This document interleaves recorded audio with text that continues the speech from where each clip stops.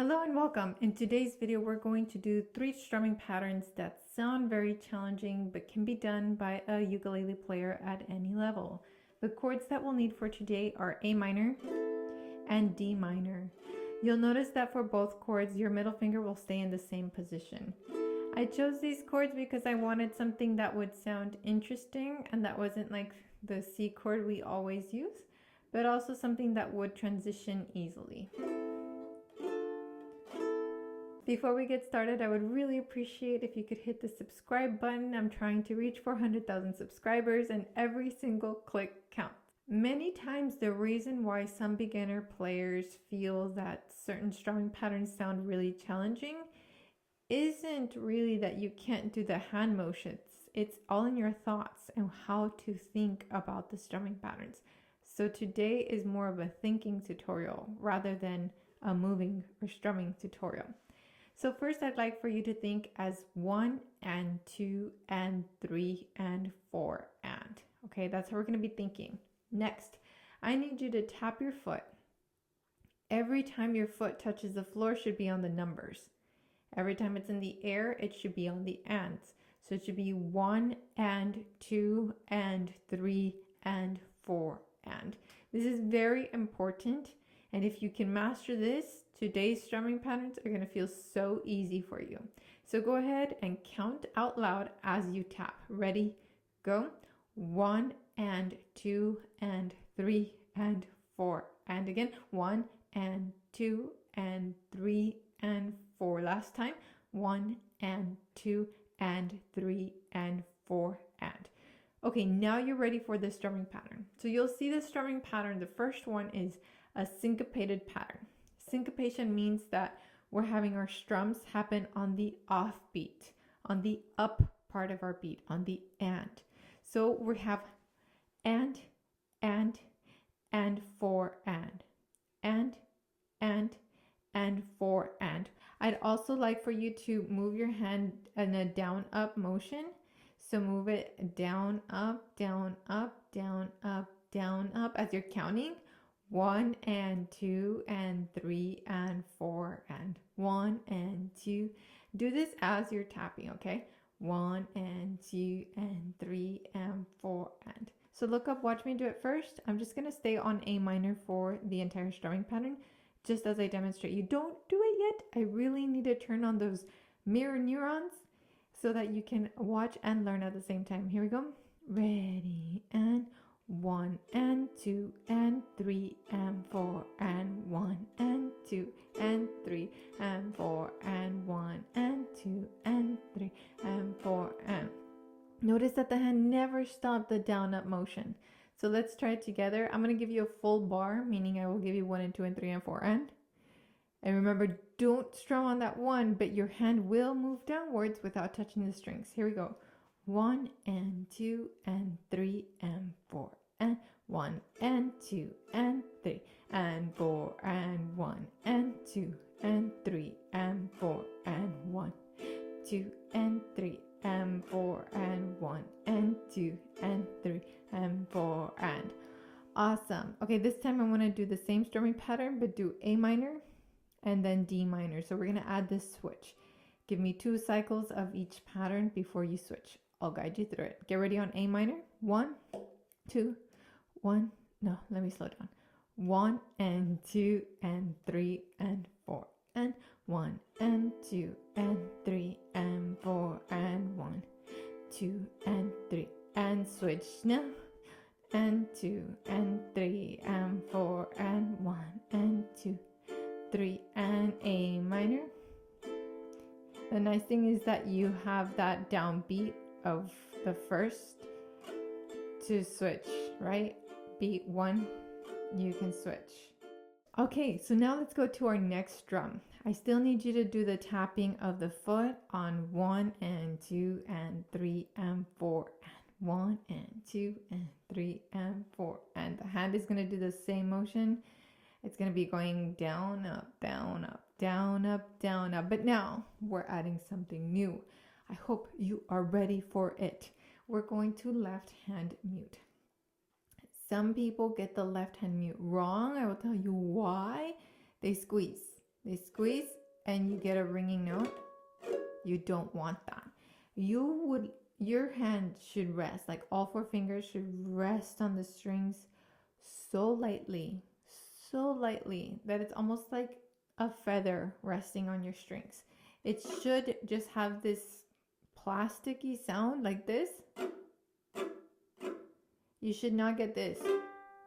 If you're getting some ringing, some strings, you're holding way too tight. Be gentle, be soft. So now left hand muting is a difficult technique, but you can do it. You can definitely do it. Give me an A minor first. Look up real quick. Look up at the screen. I would like for an A minor, and then you're going to lay your ring and pinky down for the left hand mute, okay? The reason I want you to do it this way is so that you can quickly lift. Still look up, still look up.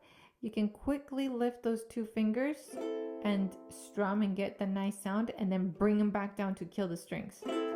Look up. See how dramatic that sound can be when you can kill the strings? I'm looking this way because I've got my camera, my second angle over here, so I want to make sure that I'm capturing it. Try that really quickly. Try to kill your strings. So do it a strum of A minor and then dramatic stop, right? Like very Spanish flamenco, right? So what we're doing today is not Spanish or flamenco just yet. We're doing a reggae strum. And so on reggae, you want to bring out beat 2 and beat 4. So we're going to be doing 1 and 2 and 3 and 4 and 1 and 2 and 3 and 4. 1 and 2 and 3 and 4. Let me give you an easier version of this. It can be one easier version of this, and it can be mute and strum and mute and strum and mute. So just on 1 and just on the downbeats basically is where we're doing anything. And then work your way up to the one with the ands. 1 and 2 and 3 and 4 and 1, 2 and 3 and 4. You can use this if you go to an A major chord, and you can do the song 3 Little Birds by Bob Marley. Of course, it's faster, but it's still on beats 2 and 4. 1 and 2 and 3 and 4. And just go it. Don't worry about a thing. And D chord. 'Cause every little thing is gonna be alright.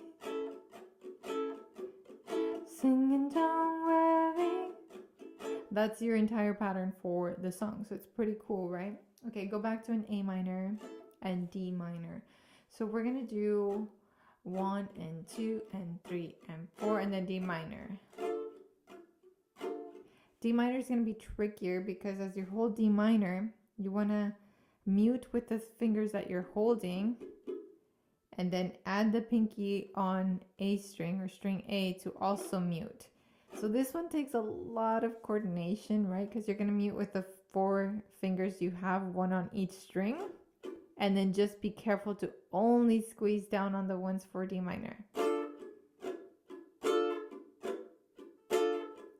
Let's try just that D minor strum, because if there's a challenging part of this video, this is it. So let's go slowly. Go ahead and position yourself for D minor and position that pinky. Mine is resting comfortably on the 3rd fret of string A, but whatever's comfortable for you. It doesn't really matter where it's at as long as it's muting that string A. Here we go. 1 and 2 and 3. You can do it. Go. 1 and 2 and 3 and 4.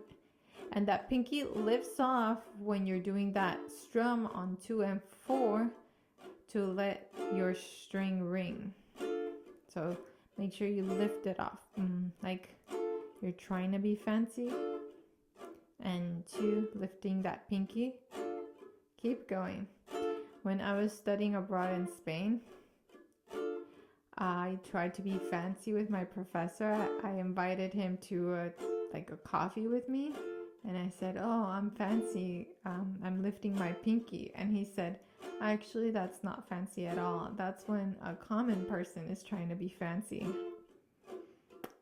He was really funny though. He said it joking. He loved to tease me and I love to tease back.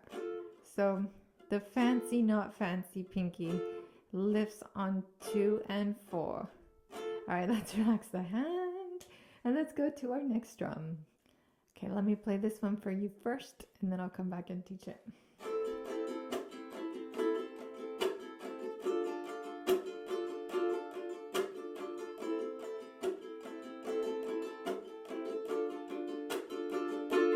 Okay, so for this one, I need a down, up, and then a chuck.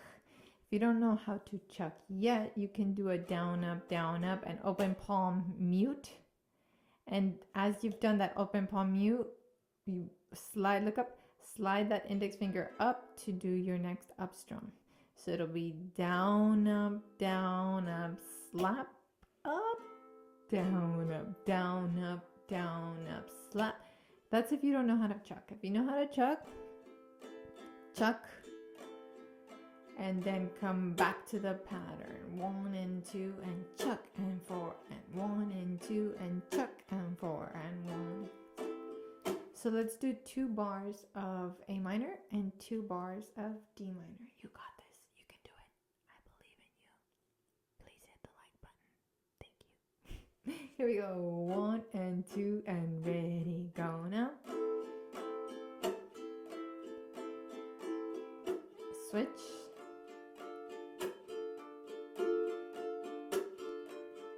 I'm going to speed it up a little bit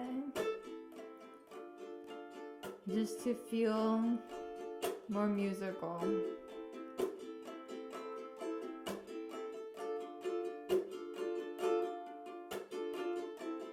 Yeah.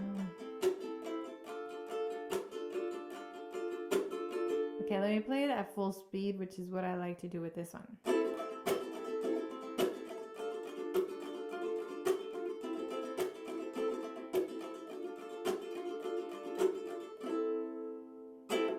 If you liked today's video where I just broke down a bunch of strumming patterns and you'd like to see more of that, let me know by commenting some blue emojis. If I see a lot of blue in the comment section, then I'll know, okay, they really like this lesson where we talk about the 1 and 2 and 3 and 4 and, which is called subdivision. And we add the tapping and the visualization of when the foot is on the floor and when it's on the top. If you like that, if you like how I break things down, I need to know. I can't read your mind, but I can read your comments. So comment some blue emojis and let me know. And today's video is brought to you by the Elmore pedal. The Elmore pedal is a device that allows you to pause, go back a little bit, go back a lot, play, go forward a little bit, or go forward a lot as you're watching a tutorial video here on YouTube. So you know how our hands are busy holding the instrument and then you want to pause because you want to hear me say something or you want to practice something on your own, but both hands are on the instrument. Well, the Elmore pedal is here to save the day. The Elmore pedal will be on the floor. All you have to do is turn it on and pair it like you would pair any Bluetooth device. So it pairs to computers, to televisions, to phones and tablets. Once it's paired, you're able to control everything just using your foot. This technically is a music device, but you could use it really on any YouTube video. So let's say that you are me and you're watching videos and you're eating at the same time and you don't want to put your sticky fingers on the laptop, then you can use this. Or I actually had to take my laptop to get repaired at the Apple Center because I would cook and push play for a recipe that I'm following, and so my keyboard got like food in it. It's gross, I know. I almost didn't tell the story, but anyway, I would have, had I had the Elmer pedal, I would have saved myself that problem because I could use this while I'm cooking. So this is a device that can come in handy in many ways, not just for practicing music. I'll link it down below if you are interested. This video is sponsored by them, but also I love the device, which is why this ad is a little bit more goofy than formal, right? because I think it's a really, really cool device and I stand by it. So I will link it down below. Thank you, Amor, for sponsoring today's video. Thank you so much for hanging out with me today, and I hope to catch you on the next one. Please subscribe. Let's get to 400K. Thank you. Love you. Bye.